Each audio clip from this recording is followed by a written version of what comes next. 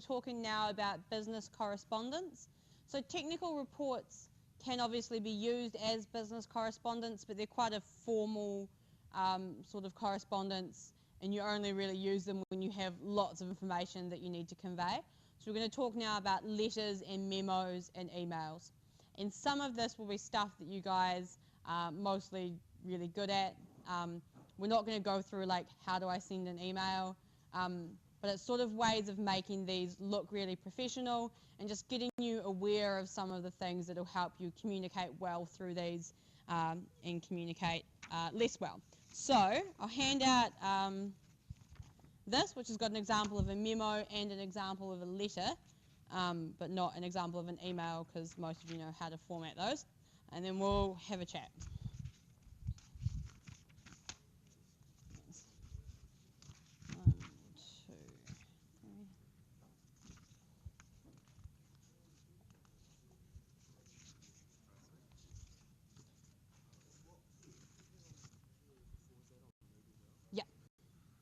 Yeah, so good question here. So all the slides from today are up on Moodle, and all the stuff about letters, memos, and emails will be up on Moodle as well, which is useful because there will be a test on this next week.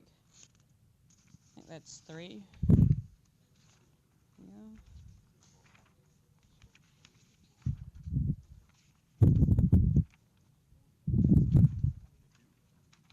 Yeah. Okay. So just as a heads up while we're going through this, so you can think of things you might want to look out for. Next week we're doing the in-class test on this. It's worth 10% of your overall mark, and it's a 30-minute test. And the stuff you'll have to do for that test is that you'll get given 3 scenarios, and you have to choose whether you write a letter, a memo, or an email for each scenario, and then correctly format that correspondence and put in some content. Okay, so the content will be, you just kind of make it up based on the scenario, so you're not going to get marked for that, apart from does it make sense and is it sort of spelt pretty well and grammatically okay. So spelling and grammar counts a little bit, but even if your spelling and grammar is appalling, there's not enough marks based on that to make you fail the assessment overall. Okay, so what we're most interested in is picking the right sort of correspondence, setting the right sort of tone, so making sure it's formal enough but not, you know, like jerkishly formal. Okay. So just keep your eye out for those sort of things as we go through. Next week we'll start class with a few revision slides to help you recap this, but it's worth thinking about it now. So, in a business sense, why do we write? And there's a couple of reasons that aren't going to come up on my screen. PowerPoint.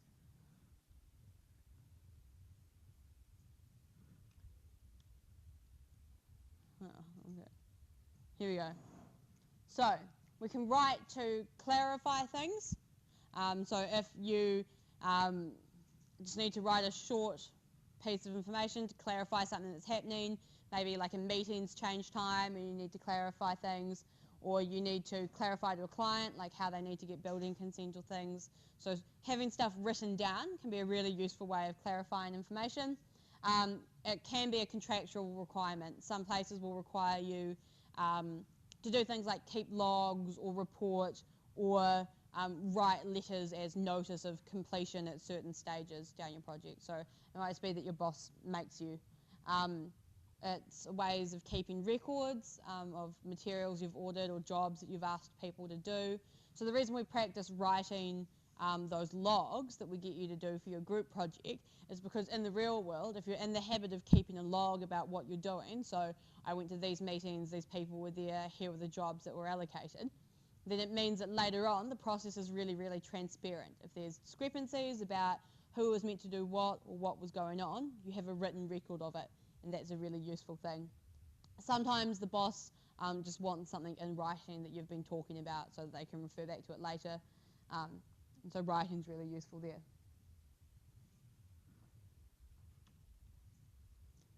We're going to talk about 3 types of writing today in terms of business correspondence.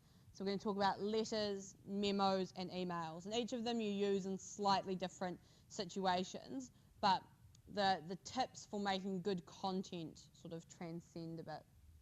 So this is a really important diagram.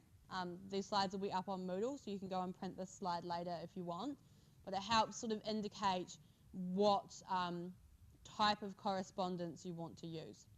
Okay, and if in the workplace you use the wrong type, it's probably not the end of the world, but it helps set a professional and a competent tone if you sort of do the right thing. So if you're wanting to write something to a client, you're better off usually using a relatively formal letter rather than just like shooting them off a quick memo, just in order to help keep your business's image up and to make sure that your interactions are all appropriate and things. So here's some ways of thinking about it.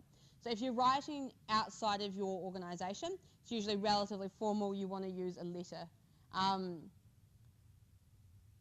So if you're writing,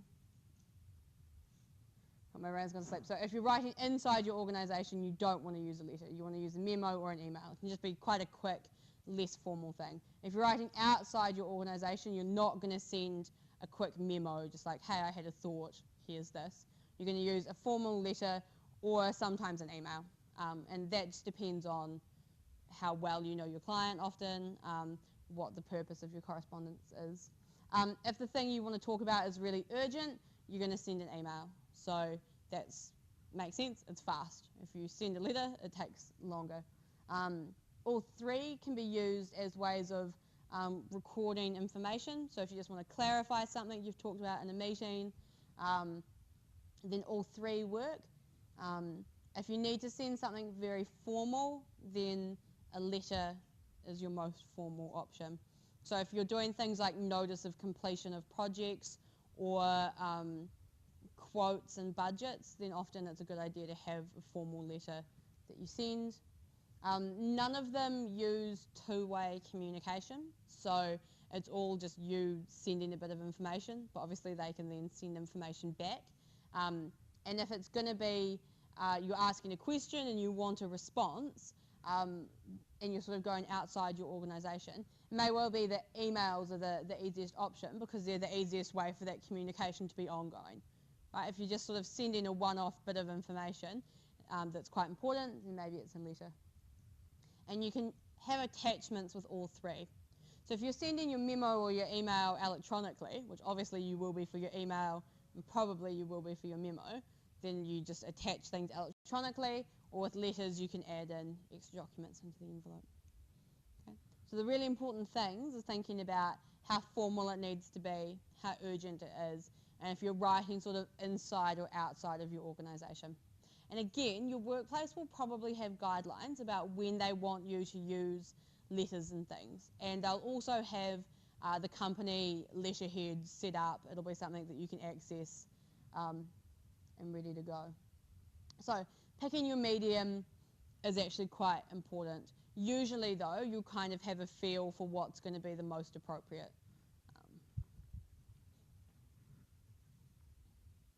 Okay, so here's what we're going to talk about. We're going to talk about the mediums and the formats, the content, then we'll talk about a scenario where you might use each of them, and we'll do the correspondence. Oh my goodness, so many arrows. Okay, so if you have a look at the handout, then that gives you an idea of the format of memos and of letters. So a format of an email is whatever format your email software puts it into. So if we look first at the memos, because they're a little bit easier, so the one that says memo, so usually it'll have a company logo, it'll say memorandum, and there'll be a template set out for it. And you just need to have two from subject, and then your content and your attachments. So it's quite informal, it's just got that sort of basic information. You still want to make sure that your content is written clearly with good grammar and spelling, that it makes sense, that you don't insult people you're working with, even if your memo is about Dave hasn't been turning up to work. So all of those sort of content rules still apply, but the setup is less formal. It's just sort of a quick thing that you're firing off to somebody else within your organisation. The letter is a lot more formal. So again, company information, and then there's your information, the date, and their information.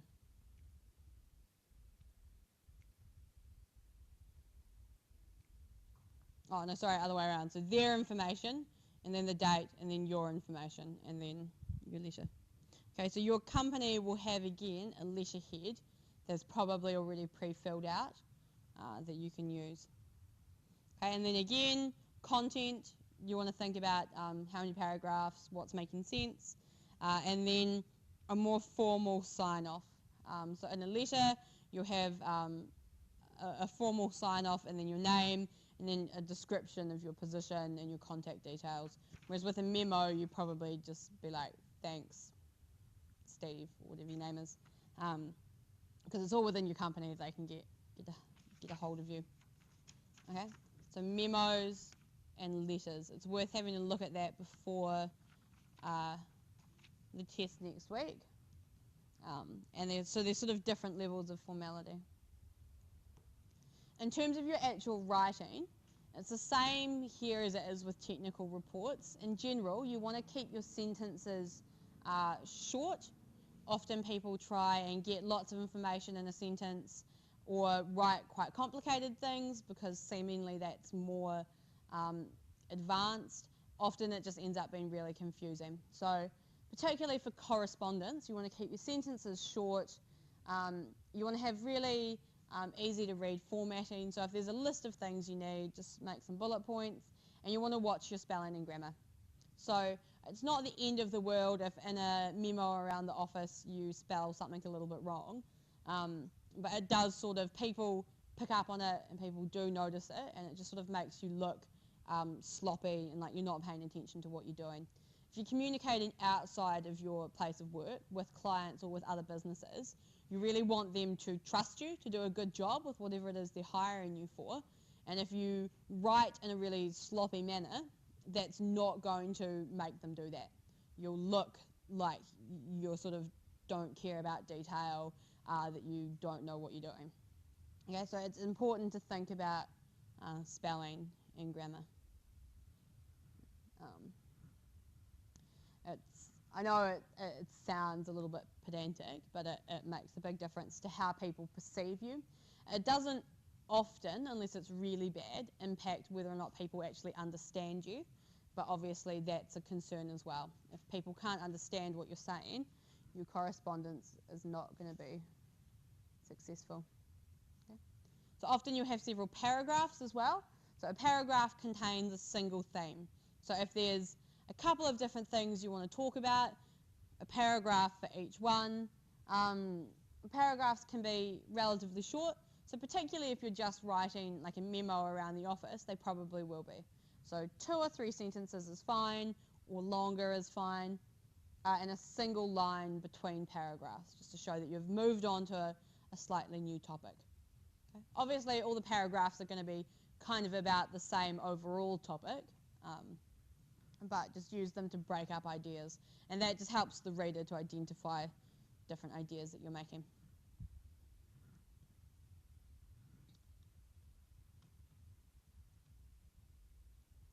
Okay, so there's a couple of different types of correspondence or flavors of correspondence that you can use. So the first one is about when you want to make an inquiry or a request. So you're asking questions about things. So the things you need to do if you're using this sort of purpose is give a clear request and be really specific. If you want to know a quote, make sure you say that. If you want to know specific information, make sure you ask for it. If you want a person to undertake a specific action, make sure you say it really clearly. And format it so it's obvious. Otherwise people will tend to try and often do the least work possible and not do it if it's not clear what you want them to do. And you also want to just think about making your reader want to help you. So the idea of a goodwill close is saying something like, I'm looking forward to hearing from you and working with you in the future, or something that sort of motivates them to take action to do what it is you've requested. Okay? So if you're making an inquiry or a request and your letter is abrupt and rude, probably they're not going to be very happy about meeting your request. So just thinking about that tone is really important. On the other hand, if you're really wishy-washy and vague, then they're not going to feel like they have to do it at all because they're not quite sure what you really want them to do. They might have to write back and ask you to clarify. It's sort of a pain. So making sure you get it right the first time is really good. So, here we go. As a current student at Otago Polytechnic, you're thinking of doing further study at university, and you want to write to the university seeking information on a course of your choice, including an inquiry about possible cross credits from your present study. So, have a go writing the content of this. So you'd probably write it as an email to an information desk or as a letter, but don't worry about writing the formatting. Have a go at writing the content. I'll give you 5 minutes. So just make up a course, make up details. Have a go at writing it. We'll do 5 minutes, and then I'll get you to trade with the person next to you, and then we'll get you to critique each other on how clear it was, whether or not you think you'd feel like answering that letter. Okay, so it's worth thinking about what things in your peers' letter were particularly persuasive or particularly unpersuasive, and what feedback they've given you. It's just a sort of thing that if you get in the habit of doing it very well, then you don't have to think about it in depth every time you write a piece of correspondence. You'll be good at structuring it clearly, at putting in goodwill clauses. Okay, so that was when you're making an inquiry or a request. You can also use correspondence when you're making a complaint. Sadly, sometimes the world will not be kind or fair to you, and you may have cause to make a complaint. So you want to outline what happened, outline sort of the expectations or the standards that you thought should be in place in this situation, and compare what happened with that. You want to be careful when you're making a complaint that you avoid sort of making it unnecessarily personal or particularly like mean or targeted at a particular individual.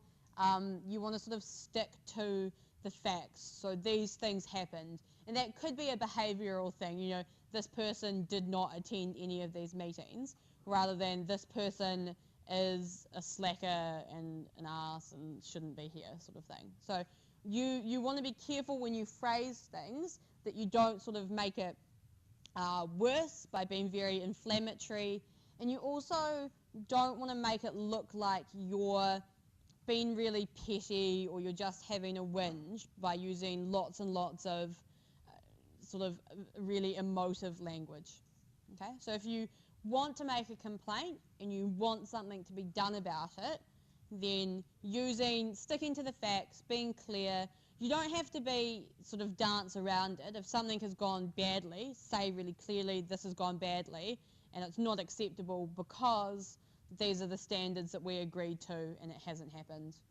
And then say what you want to happen or want to be resolved and by when. So if you just write and you just like have a complaint and you just like complain for a bit and then you don't indicate how you want it to be resolved, then it's difficult to move forward and resolve that.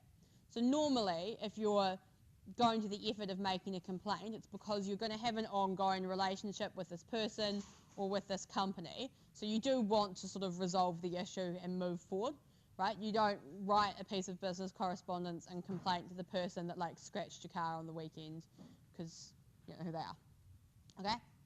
So tone is really important when you're thinking about writing complaints. You want to be clear, you want to say exactly what it is that's gone wrong, how it went wrong, and what you'd like to see to fix it up.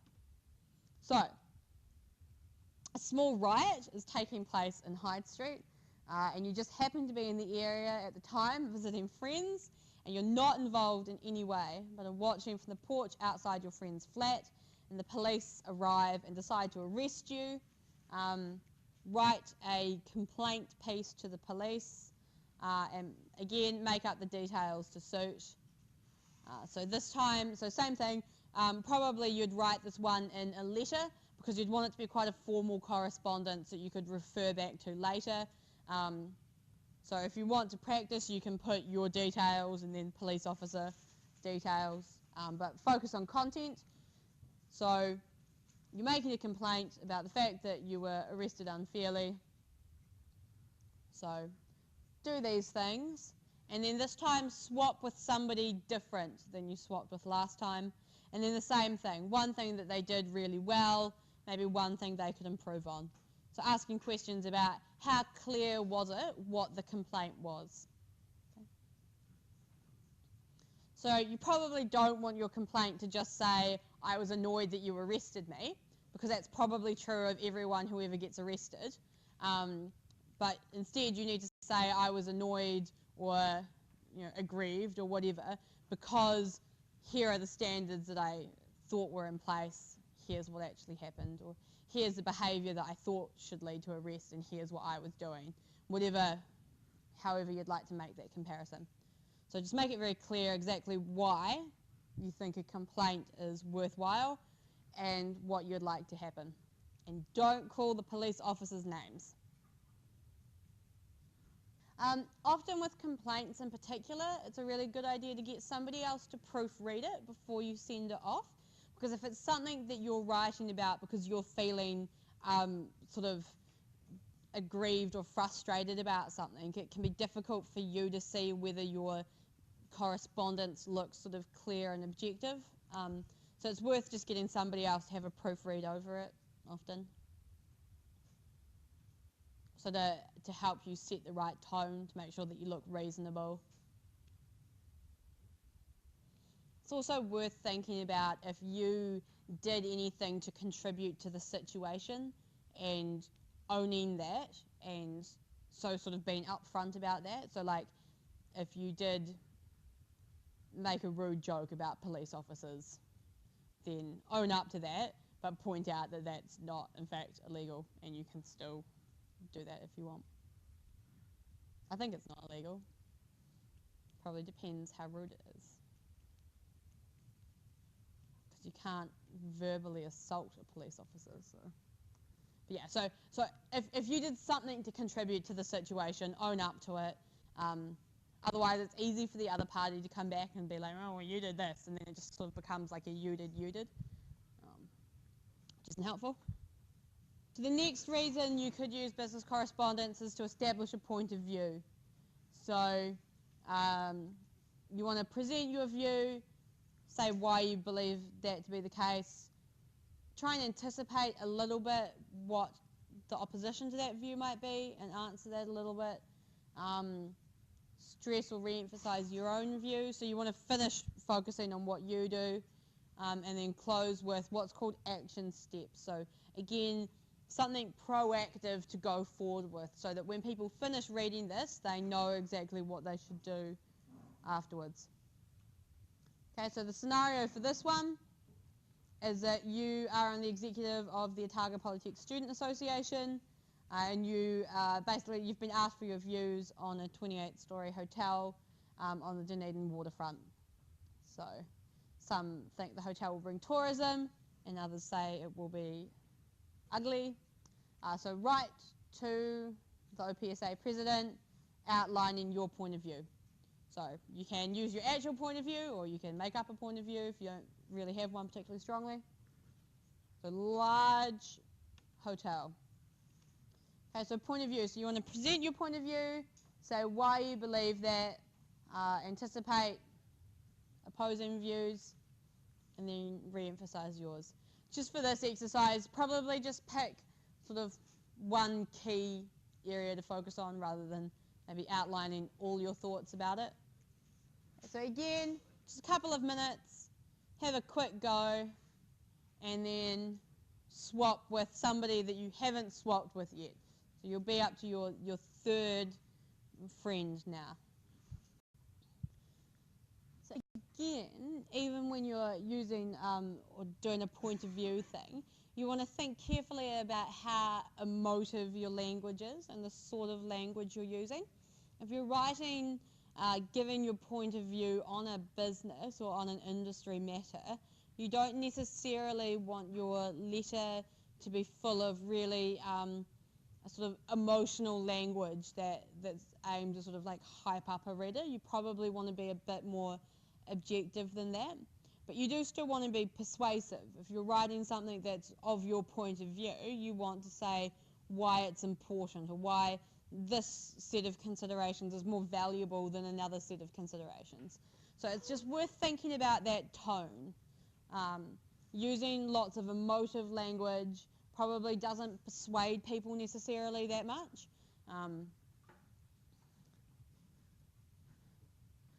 So if you just say a lot of really mean words about the hotel, so it sounds like it's going to be really mean, then it probably doesn't persuade people who are trying to think critically about the situation.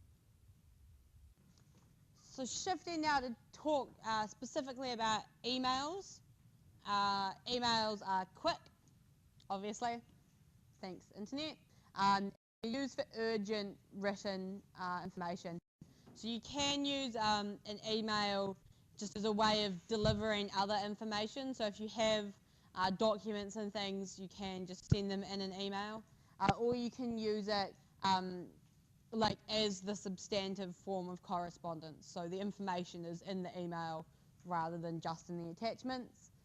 So in this class, we'll talk about emails as a style of writing. So they're sort of in between memos and letters in terms of formality. Always with an email, fill in the subject line. Try and keep them relatively brief and attach documents. If you need to write something particularly long, then you probably want to write it as a letter or as a short report and then attach it to the email. You want to format it for easy reading, so thinking about paragraphs, things like that. And it's worth thinking about getting like an auto signature at the end, so you can set your account to always fill in certain details at the end, and you can add an electronic signature just as a way of keeping everything sort of consistent and tidy. Yep, thank you, Arrow. Good. Okay, so you can use emails to explain an organisational policy or procedure. So you want to set the context. If somebody's made an inquiry that you're responding to, you want to outline the policy or the procedure that's in place and explain why it's important. So if somebody's questioning, like, why do I have to do this, you want to explain the policy and show why it's good. And then again, finish with that goodwill or action close, something positive at the end that people can take away and use. So an example of when you might send an email because somebody needs that quick response is here. So you're employed in an office where a company policy is that any new client has to complete a really detailed questionnaire before you work with them to assess their credit worthiness. One new client is objecting to having to do this, and we need to write to them to explain the policy and why it would work.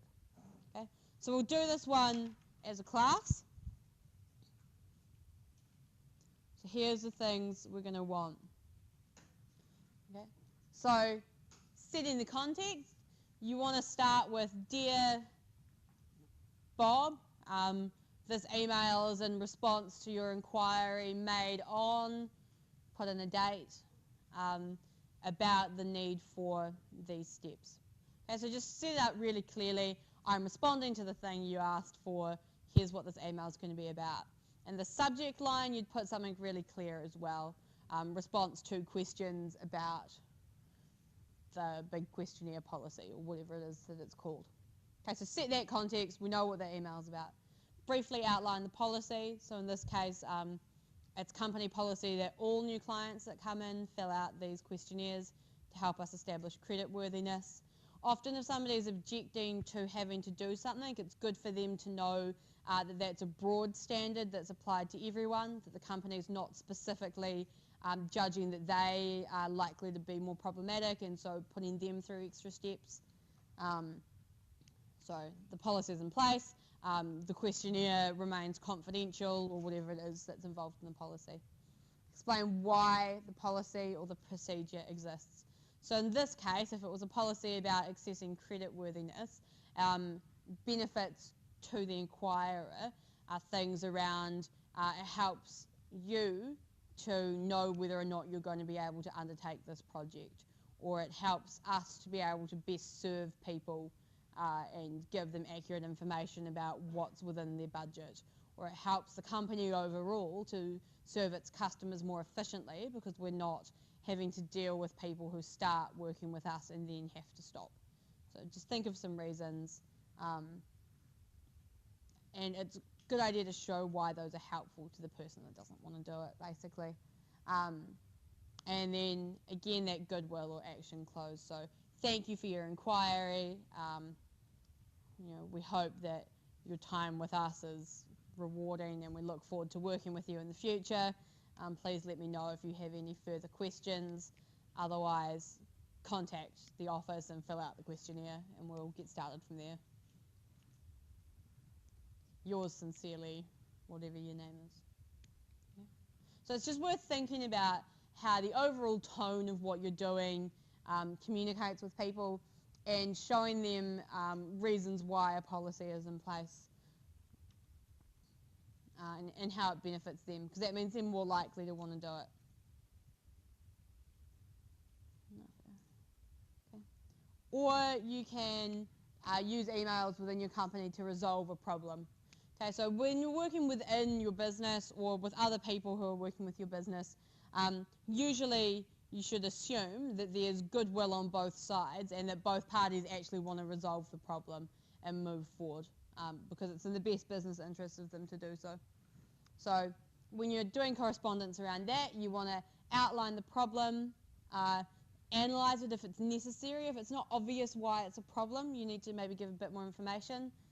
Establish a common ground. So here's the stuff we both agree on, here's the stuff we both want to get done, here's the stuff that's bad for us both, and then present some solutions. So ideally, if there's a problem and you're trying to resolve it, put forward a number of solutions because one of them might suit the other person better, and then recommend a solution or say which solution works best for you and why. If you give them some options, then it means that they have something to come back and negotiate with. It's not just you being like, I have a problem, here's how I want to fix it. Just in terms of that ongoing business relationship, giving a range of options helps with negotiations. And ultimately, if you put forward a solution and they sort of agree to it because they can't think of anything else at the time or feel like it's agree to it or lose that relationship, but it doesn't actually work well for them, then it means that you're still going to have problems going forward. So you do want to make an earnest and a goodwill effort to come to a solution that suits you both. Okay? So here we go. A subcontractor on the job you're supervising is performing badly. So problems include not having staff on site as promised, upsetting other subcontractors, and poor workmanship. And the problems have been going on for some weeks and are now urgent. So I think in this case the problem is fairly obvious. If you were writing, you would list those things, maybe give some specific examples, maybe include in an attachment the original agreement just to show the contrast of here's what you said you do, here's what's actually happening. So what are some things that you could use as common ground in this case when you're writing to the subcontractor, or things that you could agree on?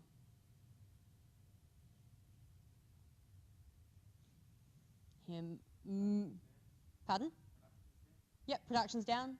Yep, so both you and the subcontractor want the job to get done because you get paid when it gets done. Yep, and the production's down. Yep, what else?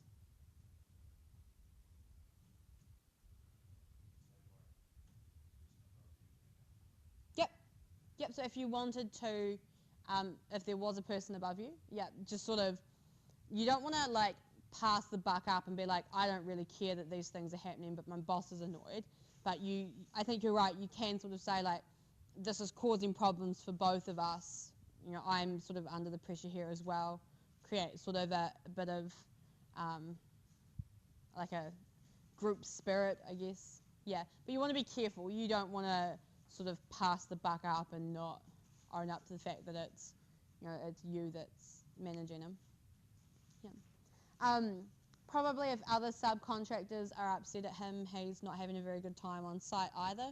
So it'd be in his best interest to resolve that. Yeah. Okay. So then, what solutions could you propose in this instance?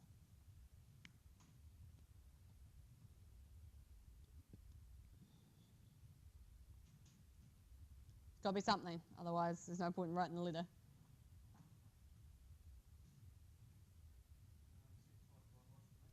Yep.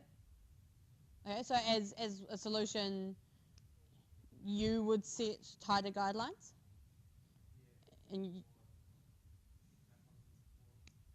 okay, so that's sort of something you'd let him know about, right? So I intend to visit the site more often, XYZ.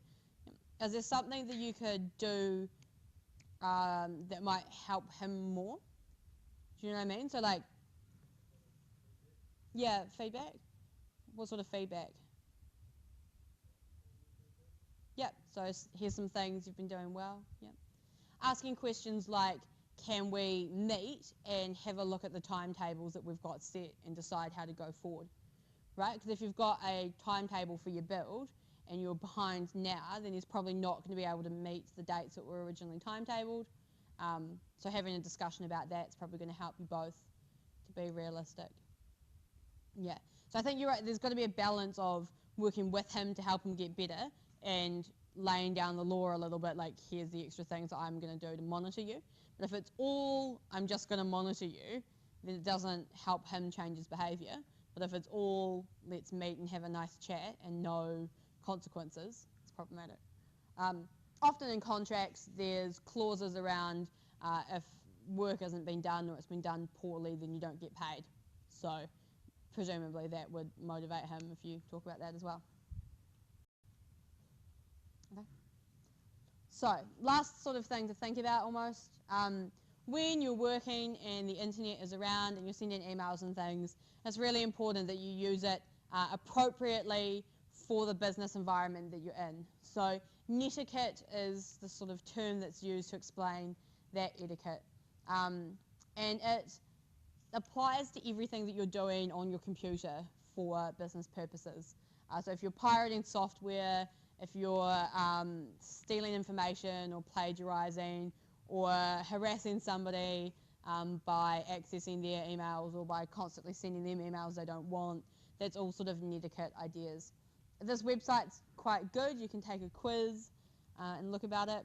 But a lot of this stuff is sort of common sense. So most companies have their own rules around internet use. So often they'll have rules about when you're allowed to access non-work related sites. So it might be that during your lunch hour you're fine to be on Facebook, but they don't want you to have it open during other hours, or they might just block it entirely.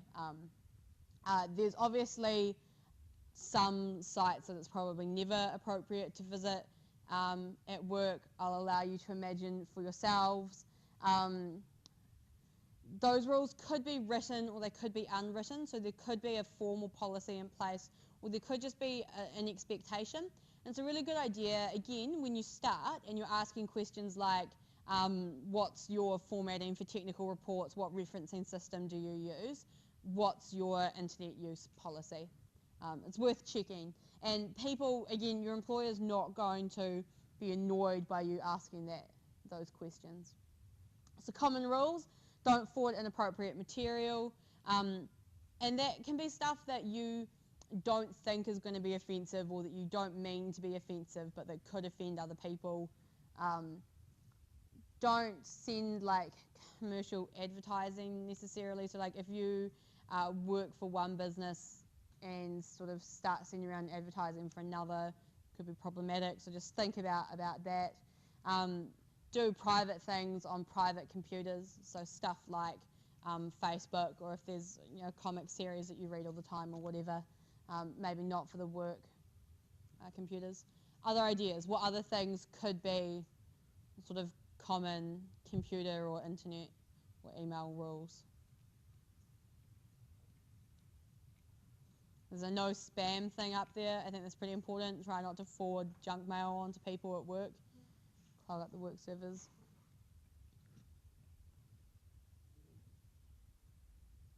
Okay. So you can use attachments in emails and things. It's really good if you list your attachments in your email. Please find attached so people know what's attached and why they might use it. You can use them quite often. It's quite good. So the word comic there indicates that the attachment was enormous, and that's quite a pain for people. So try not to send like unnecessary attachments. And it's worth, at this point in your career, evaluating your email address and making sure that it is professional. So at the moment, you can use your OP address that stops once you leave OP. So you want an address independent of us, and you want it to be one that you would send out in a professional capacity. It's worth thinking about what server you're with. Something like Gmail looks sensible. Some random server might look less so, up to you. And yeah, just probably stick with some variation of your name rather than something. Basically, if your email address tells me something about your personal life that I don't need to know, then it's probably not an appropriate email address. Good rule? Okay, so worth thinking about. Okay, and so then the last thing, so we've talked about letters and emails. So memos are for inside your organisation for non-urgent stuff. If it's urgent, you send an email. They're short, sharp, and to the point. And they can do any of the functions that we've talked about inquiry, requests, complaint, points of view, policy or procedure, or resolving a problem. Memos can do any of those things.